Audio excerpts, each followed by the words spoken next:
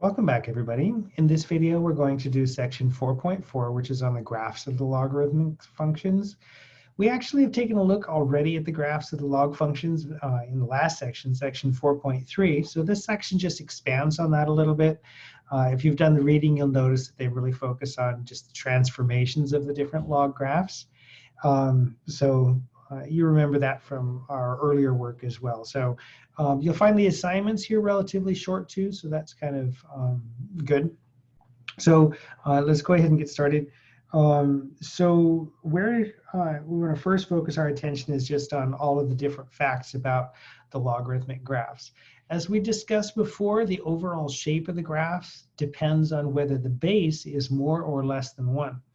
Taking a look at the picture on the left, that picture corresponds to the base being more than 1. That would be an increasing logarithm function. The picture on the right corresponds to a logarithm for a base that is less than 1, and so that will be a decreasing logarithm function. So all of the bullet points down the left side are true for all of these. Each of these functions is 1-to-1. It has to be, right, in order for it to have an inverse, and that inverse is the corresponding exponential function. They all will have a vertical asymptote at the y-axis, so at the line x equals 0, unless you've translated the graph someplace. The domain is 0 to infinity. Remember, that's the range for the corresponding exponential function. Exponentials always had an output that was positive, so the input to the logarithm is always positive. Okay, the range for the logarithm, all real numbers, because that's the domain for the exponential function. Okay, there's a x-intercept at the point 1, 0, and a key point, or what I was calling important points, at b1. So for the logarithm functions, they will always have, unless you've translated them, they will always have an x-intercept at the point 1, 0, and then also the point b1 is on the graph. And as a reminder, that's because the base b logarithm of 1 is equal to 0, because b raised to the 0 power is equal to 1. And the key point b1 being on the graph is because the base b logarithm of b is equal to 1, because b raised to the first power equals b. Okay, there's no y-intercept for these. Remember, unless you've translated it, they don't even intersect the y-axis. The y-axis makes a vertical asymptote. Depending on the sign of b, or the size of b, I should say, it's increasing if b is greater than 1 and decreasing if b is between 0 and 1. Recall that the base has to be positive, so these are our only options. It's either between 0 and 1 or it's bigger than 1. All right, so those are kind of the key facts, important things to know. So then let's try some examples. First of all, we had done some examples involving finding the domain, so I wanted to review that with you now. As well, these questions are also asking us to locate the vertical asymptote for the function. So we could do like 3 of these. Let me start little with number 11. So for number 11, we need the input to the logarithm to be positive. So what we need in number 11 is for x minus 5 to be greater than 0. What would that mean for x? That would mean that x would need to be bigger than 5. So in interval notation, that's the open interval, 5 to infinity. Okay, so that would be the domain. As far as where the vertical asymptote is, we could take the domain that we just figured out as guidance. The regular logarithm function has domain 0 to infinity, and the y-axis makes up its vertical asymptote. This one starts at 5, or a little bit after 5, right? And so it makes sense that the vertical asymptote is at 5. Also, taking a look here, thinking about how our graphs work, if we have the log of x minus 5, that will be a right shift by 5 units. So that means that our vertical asymptote will have right shifted by 5 units. So it will be at x equal 5. So that would be the domain and the asymptote. Okay, so let's try, what would be fun to do next? Let's try 12 and then 15. So let's do number 12 next. So we want the domain first, so let's do that. So here we have 3 minus x needs to be greater than 0. So adding x to both sides, 3 has to be greater than x, which says the same thing as x is less than 3. Okay, so if x is less than 3, that's negative infinity up to, but not including 3. Okay, so then we need to think about where is that vertical asymptote. So again, here I'm going to use the 3 to help with that. I know that this thing is defined up to, but not including 3. And so that's going to be where the vertical asymptote will be. So it will be at x equals 3. Okay, so another way to think about that is to think about how the input to g of x in number 12, it says natural logarithm of 3 minus x. So if you take and rewrite that minus x plus 3 instead of 3 minus x, just to make it a little easier to see, then this would be the minus x makes it so that it is a reflection across the y-axis. And so if it's a reflection across the y-axis, the graph will, and also will have right shifted by 3. So let me put that, 3 minus x is the same as minus x plus 3, which is the same as minus, if you factor out the negative, x minus 3. So this would be a right shift and also reflected across the x-axis. So the graph looks like that. It's reflected across the x-axis and then right shifted. So the vertical asymptote there is going to be at x equal 3. All right, so let's do just one more of those.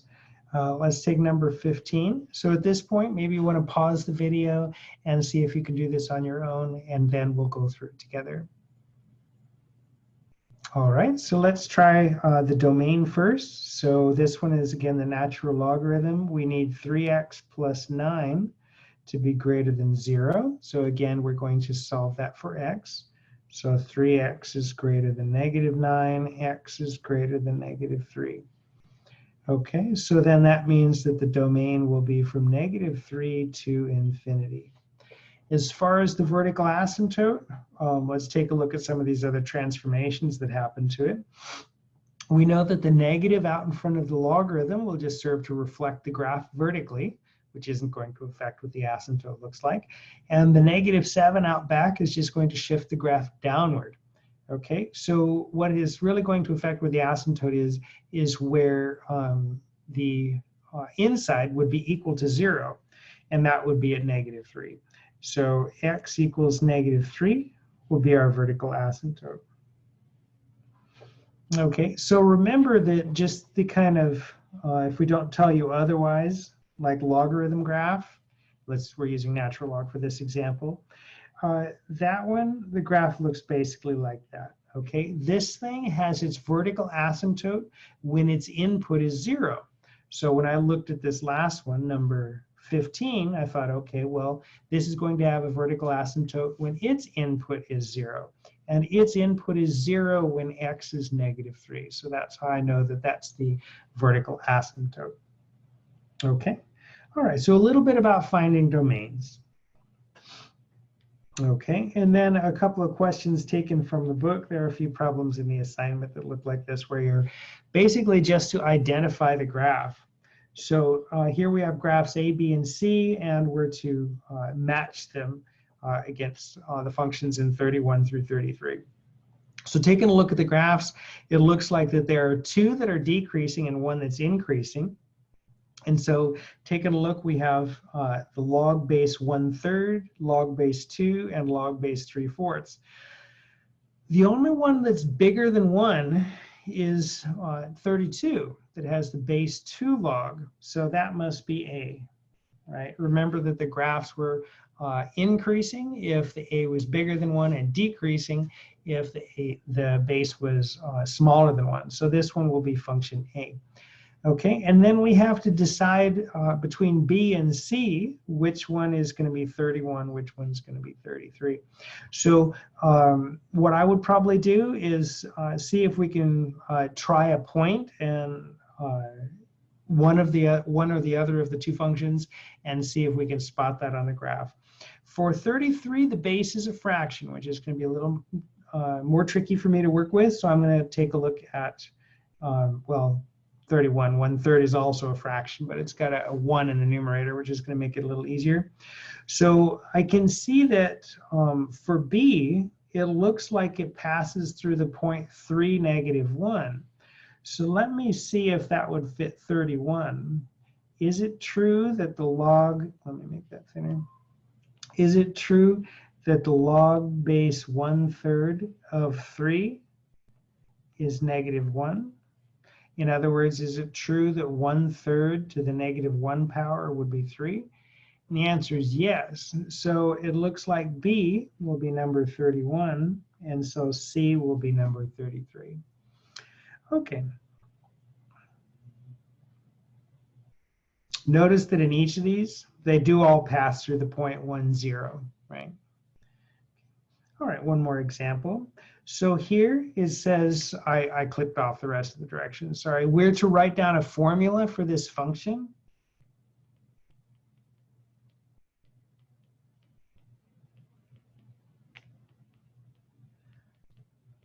That's shown in the graph. And we're to use the base 4 logarithm of x as our starting point. So let's remember what the base 4 log of x is going to look like. It's increasing because 4 is greater than 1. It's going to pass through the point 1, 0 and 4, 1 as a couple of points on the graph. So then from there, I want to see how can I make this picture that we are given. Okay, first thing I would probably do is look at where the asymptote is. On the regular base 4 log graph, this has its asymptote at the y-axis. Taking a look at this one, it looks like the asymptote is at -2. So that suggests that the graph was left shifted by 2 units. So I'm going to try this. Let's make log base 4 of x plus 2. Okay, this will have as its domain -2 to infinity. It's going to have a vertical asymptote at -2. So let me just make a little note of that.